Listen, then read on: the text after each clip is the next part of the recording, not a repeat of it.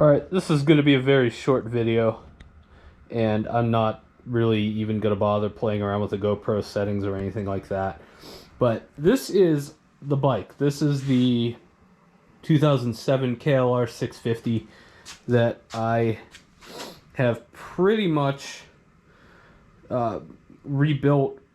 I don't want to say anything that could be rebuilt because the engine's been fine, and I've kind of left that alone, but I've done an awful lot of work to this thing since I picked it up going on 2 years ago at this point. It's going to be 2 years in July, I believe.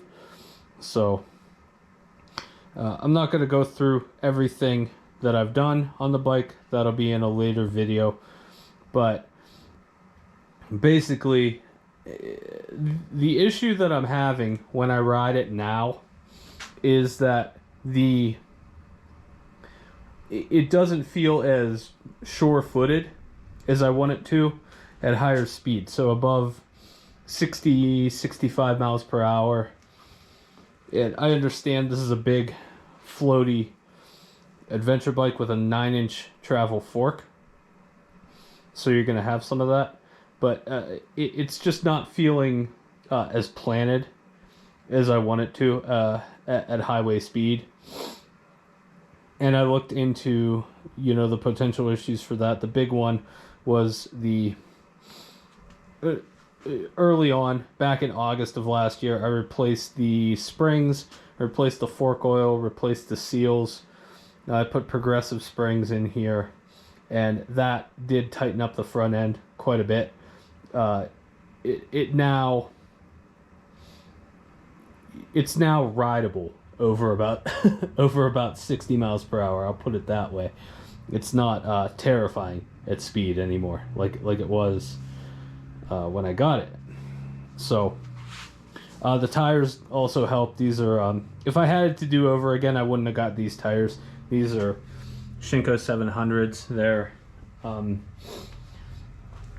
I don't really know what the designation is, if they're a 70-30 tire or a 50-50 tire or whatever. It's it's just numbers. I just wanted something I could go in the dirt with if I wanted to, but were a little bit better on the pavement than the Michelins that came on the bike, which were kind of dried out and hard. Not a very soft rubber compound, but that helped a little bit as well. But the final issue that I kept seeing was the head bearings. So the actual steering bearings, there's probably not going to be able to see in there, but there's a castle nut that, well, I think the tank bag is going to be in the way anyway. But there's a castle nut in there that, so basically you loosen, you take the bars off, you loosen the nut up top, and then you can tighten the castle nut a little bit. I did that, and it definitely cleaned up how the bike handles at speed. It handles great at speed now, but it's notchy. So there's a notch when you're on center, and it's not a big deal on the highway because you're just kind of leaning the bike. But at lower speeds, you feel that notchiness, and it's not a smooth transition. So if you're trying to like weave like that for whatever reason, it's not very smooth. And I backed that off a little bit today, just to get rid of that notchiness at lower speed.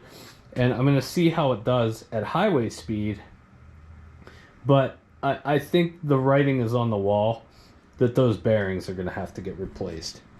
And I watched a walkthrough video on YouTube. It's a very serious process. This entire front end has to come off. And because I'm using a KL600 cowl that's attached to the fork itself, to the fork legs itself, and the turn signals are attached to the fork leg, it's going to be a little bit more intensive of a process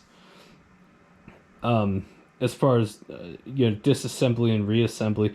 It shouldn't be that bad, really, but there's other issues. Like, it was a half-hour video and I watched the whole thing.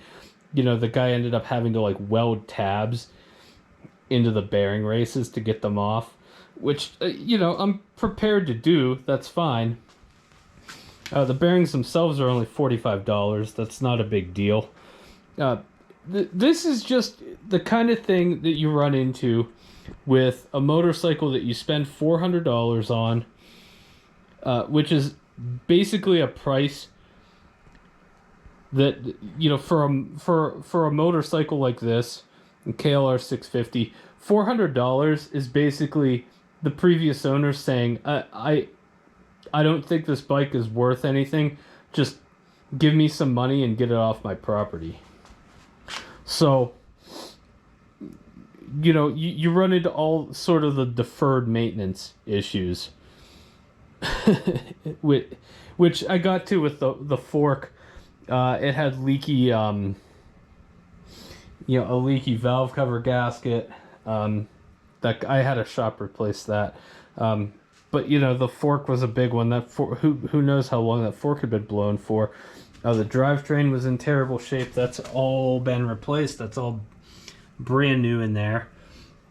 From the front to the back, and the chain, those have been replaced. You can see the Top Gun spring that was super fun to replace in there. The fork, that was just a massive job. So it's you basically, when you buy a bike like this, you're getting a great deal on it.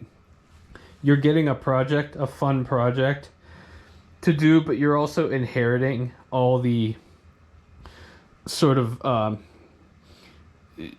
neglect from the previous owner.